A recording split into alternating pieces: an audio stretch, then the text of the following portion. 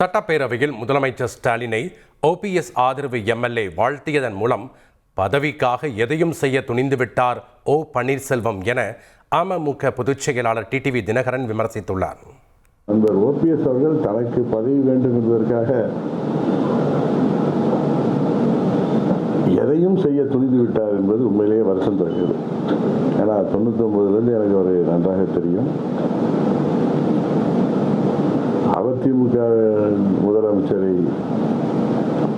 வாழ்த்தி பேசலாம், அவரை போய் சந்தித்து நலம் விசாரிக்கலாம்.